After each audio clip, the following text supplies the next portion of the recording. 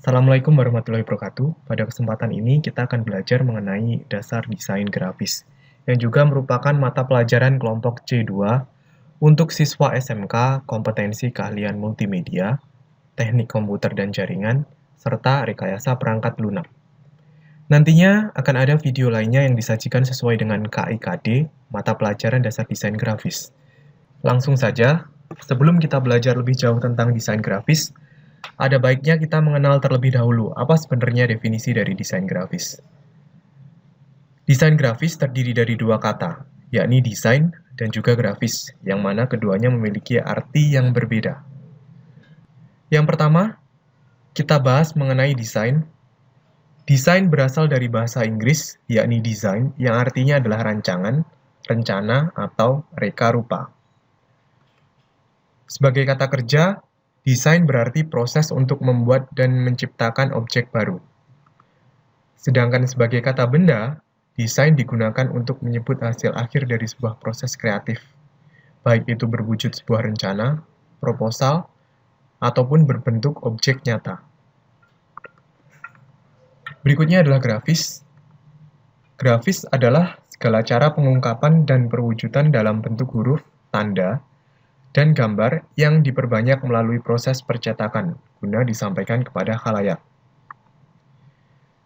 Contohnya grafis, yakni foto, grafik, diagram, tipografi, simbol, desain geometris, peta, gambar teknik, dan lain sebagainya. Grafis biasanya disajikan dalam bentuk kombinasi teks, ilustrasi, dan warna.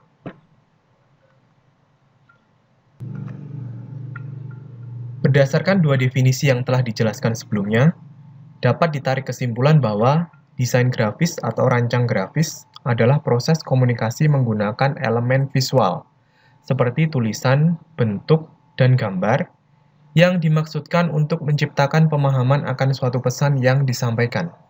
Dengan kata lain, desain grafis adalah suatu alat yang tidak hanya digunakan untuk menyampaikan suatu pesan, namun juga memperjelas maksud dari pesan tersebut. Perhatikan ada dua kata kunci penting dalam desain grafis, yakni proses komunikasi dan juga elemen visual. Jadi, apabila ada suatu produk yang dia mengandung dua unsur tersebut, yakni komunikasi dan juga elemen visual, maka dapat dikategorikan sebagai produk desain grafis.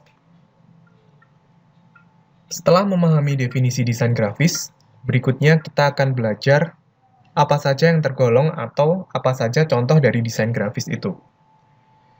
Yang pertama dan pasti kita tidak asing lagi adalah majalah. Kenapa majalah termasuk desain grafis? Kita ingat kembali definisi dari desain grafis, yakni proses komunikasi menggunakan elemen visual, seperti tulisan, bentuk, dan gambar yang dimaksudkan untuk menciptakan pemahaman akan suatu pesan yang disampaikan. Ada dua hal yang di-highlight, yakni komunikasi dan juga elemen visual. Apakah majalah berperan untuk komunikasi? Jelas. Karena fungsi majalah adalah untuk menyampaikan suatu berita atau informasi lainnya dari narasumber kepada pembaca. Kemudian, dalam majalah, apakah terdapat elemen visual? Jawabannya adalah ya, karena di dalam majalah tidak hanya terdapat tulisan, melainkan gambar, tata layout, dan sebagainya. Contoh berikutnya adalah desain kemasan. Fungsi utama diterapkannya desain grafis dalam desain kemasan selain untuk mempercantik tampilan kemasan, tetapi juga untuk membantu pembeli untuk mengenali informasi produk. Misalnya dilihat dari merek, deskripsi produk, petunjuk pemakaian, komposisi, kandungan gizi, dan sebagainya. Contoh desain grafis selanjutnya adalah logo. Logo adalah sebuah gambar grafik atau bisa saja hanya sebuah sketsa yang dibuat untuk keperluan tertentu. Biasanya, logo mempunyai visi dan misi dari yang diwakilinya.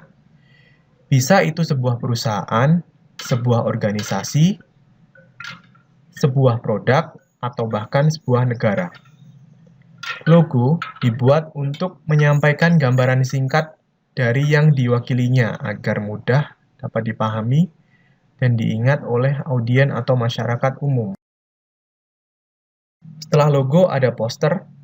Poster merupakan salah satu media publikasi yang terdiri dari tulisan, gambar, ataupun kombinasi antar keduanya. Tujuannya untuk menyampaikan informasi. Poster biasanya ditempel di tempat-tempat umum yang dinilai strategis. Lalu ada brosur. Brosur ialah sebuah alat untuk mempromosikan barang atau jasa yang terbuat dari sebuah kertas, yang di dalamnya memiliki sejumlah informasi tentang jasa ataupun produk tersebut. Cara penyampaiannya biasanya dibagikan secara gratis. Ada 3 jenis brosur. Yang pertama adalah brosur tanpa lipatan, biasa dikenal dengan nama flyer, di mana brosur ini tidak memiliki lipatan. Ukurannya biasanya A5, A4, dan juga DL. Selanjutnya, ada brosur 2 lipatan, biasa disebut dengan bifold. Brosur 2 lipatan umumnya menggunakan kertas A4 dengan ukuran 21 cm x 29,7 cm. Kertas akan dilipat 2, dengan begitu ada 4 halaman depan dan juga belakang. Yang ketiga adalah trifold atau brosur 3 lipatan. Kertas yang dipakai untuk membuat brosur 3 lipatan biasanya juga A4, yakni 21 cm x 29,7 cm. Kertas akan dilipat menjadi 3 bagian sehingga brosur akan memiliki 6 halaman depan dan juga belakang. Selanjutnya ada pamflet. Pamflet adalah suatu selebaran berbahan kertas yang bertujuan memberikan informasi yang terperinci kepada para pembacanya. Dan biasanya, topiknya terfokus pada satu hal, misalnya buku petunjuk, informasi jadwal kegiatan, dan lain sebagainya yang umumnya isinya lebih ringkas dan padat dibandingkan dengan brosur. Pamflet umumnya memiliki satu topik dengan informasi langsung yang bertujuan untuk membuat pembaca memahami topik dengan mudah. Itulah sebabnya mengapa pamflet biasanya digunakan untuk memberi informasi dan tidak untuk melakukan penjualan langsung, yang merupakan fungsi dari brosur. Isi pamflet lebih singkat daripada brosur. Contoh desain grafis selanjutnya adalah banner. Banner adalah suatu media promosi yang dicetak dengan print digital yang biasanya dilengkapi simbol, logo, slogan, atau pesan lainnya. Banner sendiri lebih banyak digunakan untuk kebutuhan indoor, seperti pada sebuah event di dalam mall, di perkantoran, dan lain sebagainya. Banner memiliki standar ukuran tertentu. Yang pertama, 60 x 160 cm, 80 x 180 cm, dan 80 x 200 cm. Terdapat 3 jenis banner. Jenis yang pertama adalah X-banner. Dinamai X-banner karena konstruksi tiang penyangganya berbentuk huruf X. Yang kedua adalah Y-banner. Jika konstruksi penyangga X-banner berbentuk X, penyangga Y-banner berbentuk Y. Jenis ketiga adalah roll-up banner. Roll-up banner berbentuk seperti gulungan. Cara pemasangannya adalah dengan menarik banner ke atas dan dipasang pada tiang penyangga. Roll-up banner bentuknya ringkas, sehingga praktis untuk disimpan dan dibawa kemana-mana. Selanjutnya ada spanduk. Fungsi spanduk hampir sama seperti banner. Kalau banner biasanya dipakai di indoor, spanduk biasanya dipasang di outdoor, membentang jalan raya sebagai media informasi dan promosi suatu produk atau event. Kadang pula dipasang di gerbang sekolah, kantor, atau di dinding toko. Berikutnya ada baliho.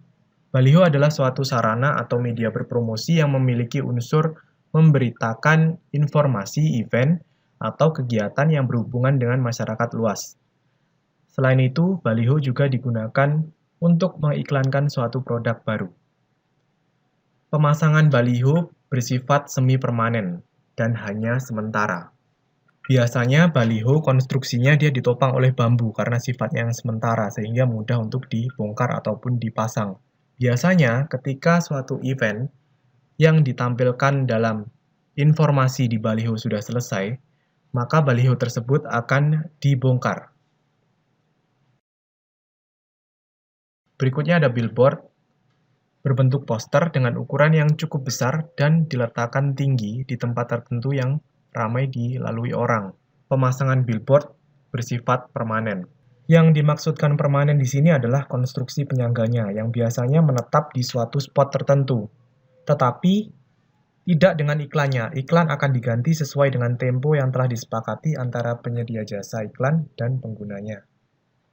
Demikian contoh-contoh produk desain grafis yang ada pada masa kini. Selanjutnya kita akan pindah jauh ke masa awal sejarah perkembangan desain grafis, mulai dari yang primitif sampai yang modern saat ini. Desain grafis sebagai media komunikasi sudah dikenal sejak masa prasejarah dan hampir setua peradaban manusia. Hal ini dapat dilihat pada zaman Paleolitikum di Gua Les Sauces, Prancis Selatan, yang banyak ditemukan gambar-gambar binatang dan manusia prasejarah. Gambar pada dinding tersebut memang tidak dibuat untuk tujuan seni, tetapi lebih sebagai komunikasi visual untuk tujuan ritual dan praktis demi kelangsungan hidup mereka. Selain di Prancis, lukisan di dinding gua juga ditemukan di Indonesia. Beberapa di antaranya adalah di Pulau Seram, Maluku, Teluk Spelman, Papua, Kokas, Papua, dan Leang-Leang di Sumatera Selatan. Kerjasama antara Pusat Arkeologi Nasional Indonesia, Universitas Wollongong, dan Universitas Griffith, Australia, Balai Peninggalan Cagar Budaya Makassar, dan Balai Arkeologi Makassar telah mengungkap usia lukisan di dinding Gua Leang-Leang, Sulawesi Selatan. Hasilnya menunjukkan umur yang tidak jauh berbeda dengan yang ditemukan di Eropa, yaitu minimal sekitar 40.000 tahun yang lalu. Ini memberikan gambaran bahwa manusia modern awal, yang telah menghuni kawasan Sulawesi Selatan, telah mengenal seni cerdas atau rock art, sebagaimana yang terjadi di Eropa pada waktu yang hampir bersamaan. Pada tahun 105 di China ditemukan kertas oleh Sai Lun yang membuat komunikasi di China menjadi semakin maju. Penyebaran komunikasi di China lebih menekankan ajaran agama dan keyakinan. Salah satu ajaran yang berkembang adalah Konfusianisme. Dan yang menjadi bagian dari ajaran tersebut adalah Konghucu yang telah berusia 2000 tahun. Konfusianisme mencapai puncak kejayaan pada masa dinasti Han, tahun 206 sebelum Masehi sampai 220 Masehi. Hal itu dapat dilihat dari beberapa peninggalan kitab seperti kitab Si Ching yang berisi kumpulan lagu, Su Ching yang berisi dokumen-dokumen, I Ching atau buku ahli ramalan, Jun Chiu yang berisi peristiwa penting, dan I Ling yang berisi tentang upacara-upacara. Bangsa Mesir termasuk salah satu masyarakat yang pertama kali menciptakan media bentuk tulisan menggunakan gambar-gambar yang lebih dikenal sebagai huruf hieroglif. Mereka menggunakan gambar-gambar tersebut untuk menceritakan peristiwa besar yang terjadi pada zaman mereka. Berikutnya adalah sejarah perkembangan desain grafis pada zaman sejarah. Kalau zaman prasejarah adalah zaman di mana manusia belum mengenal tulisan. Di zaman sejarah ini manusia sudah mengenal tulisan. Bangsa Yunani dan Romawi mengembangkan sistem komunikasi yang disebut tulisan dalam bentuk gulungan. Pada awalnya, huruf alfabet Latin hanya terdiri dari 21 huruf saja, yaitu A, B, C, D, E, F, G, H, I, J, K, L, M, N, O, P, Q, R, S, T, V, dan X. Kemudian, huruf Y dan Z ditambahkan dalam alfabet untuk mengakomodasikan kata yang berasal dari Yunani. 3 huruf tambahan yaitu J, U, dan W dimasukkan pada abad pertengahan, sehingga jumlah keseluruhannya menjadi 26 huruf. Permasalahannya, untuk bahasa tulis, biasanya hanya dimengerti oleh kaum terpelajar saja pada waktu itu, sehingga gambar-gambar masih menjadi perwujudan komunikasi guna menyampaikan pesan. Selanjutnya pada abad pertengahan, penulisan dalam bentuk cetak masih terus dikembangkan. Pendidikan hanya untuk kalangan tertentu seperti bangsawan, orang kaya, dan dewan gereja. Penyebaran bentuk tulisan di kalangan masyarakat menggunakan poster. Untuk menceritakan sejarah gereja, dibuatkan ilustrasi pada dinding atau atap gereja. Perkembangan proses cetak-mencetak dimulai pada abad ke-15 dengan ditemukannya mesin alat cetak oleh Johannes Gutenberg di Jerman. Pada tahun 1455 di Mainz, Jerman, untuk pertama kalinya hasil cetakan yang dibuat adalah 42 baris kalimat yang diambil dari Bible, menggunakan jenis font textured black letter.